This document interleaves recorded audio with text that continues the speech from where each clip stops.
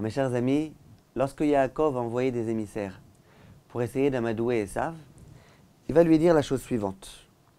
Dites s'il vous plaît à Esav, Ko amar avdecha Yaakov. Voilà ce que Yaakov, ton serviteur, a dit. Im Lavan garti, vaecha radata. Jusqu'à présent, je me suis trouvé dans la maison de Lavan. Vaili shor vachamor.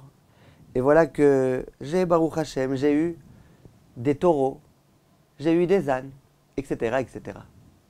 Le Rav de Brise disait de façon très belle, qu'est-ce que Yaakov a eu l'intention de dire là? Il a eu l'intention de dire, tu sais, j'étais dans la maison de Lavan, et malgré tout, je ne me suis pas laissé mal influencer par lui. Comment est-ce possible?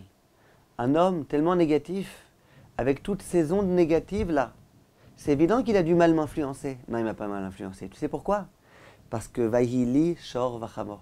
À mes yeux, cet homme-là était considéré comme un taureau, comme un âne. C'était un espèce d'âne. Imaginez que je rentre dans une étable et que je reste là-bas quelques heures.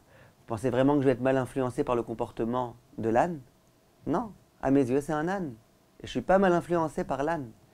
Ce qui m'a permis de pouvoir rester, séjourner avec Lavan et ne pas apprendre de son mauvais comportement, c'est qu'à mes yeux, c'était un âne. J'avais rien à apprendre du tout de lui. A dit le Rav de Brisk, je sais que ce n'est pas le sens du verset. Ce n'est pas le sens propre, mais il n'empêche que c'est sûr que c'est comme ça que ça a fonctionné. C'est sûr que Yaakov, pour ne pas être mal influencé, c'est qu'il a considéré Lavan comme étant un âne. Et nous aussi, quand on entend des gens qui se comportent comme des ânes, si on se dit que c'est des hommes, on risque d'être mal influencé. Si on comprend que c'est des ânes, c'est des espèces de bourricots, il n'y a pas de problème, on ne sera pas mal influencé. Pareil quand certaines personnes nous font du mal quelquefois. Et on prend ça vraiment à cœur. Il faut qu'on comprenne.